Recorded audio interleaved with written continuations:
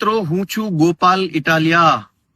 આજે હું તમને એક મહત્વની માહિતી આપવા માટે આવ્યો છું. મારા હાથમાં ગુજરાત રાજ્યના વિકાસ કમિશનરની કચેરી દ્વારા કરવામાં આવેલા હુકમનો કાગળ છે.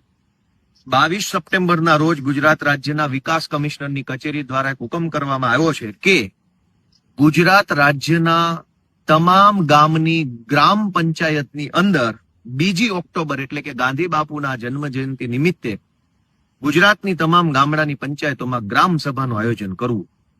મિત્રો, આપણામાંથી અનેક લોકો, હજારો લોકો એવું માને છે, એવું બોલતા પણ હોય છે કે અમારા ગામનો વિકાસ નથી થયો, ગામમાં ગટર નથી, ગામમાં રોડ નથી, ગામમાં સફાઈ નથી, ગામમાં કેમેરા નથી, ગામના સ્મશાનમાં આ સુવિધા નથી, ગામમાં નદી છે તો એની ઉપર બ્રિજ નથી, વોકળું છે તો એના ઉપર પુલિયું નથી, ગામમાં આમ નથી, તેમ નથી, આંગણવાડી નથી, આંગણવાડીમાં પીવાના પાણીની વ્યવસ્થા નથી, શાળામાં ટોયલેટ નથી, દીકરીઓ માટેની વ્યવસ્થા નથી, આ નથી, તે નથી, હજારો વસ્તુ નથી.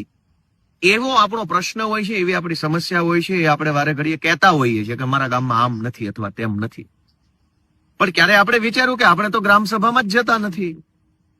જેમ ધારાસભ્યો બધા બેસીને નક્કી કરે એને ધારાસભા કહેવાય, સાંસદ સભ્યો બધા બેસીને દેશ માટે જે નિર્ણય કરે એને લોકસભા કહેવાય, એમ ગામના બધા સભ્યો બેસીને ગામ માટે નક્કી કરે એને ગ્રામ સભા કહેવાય.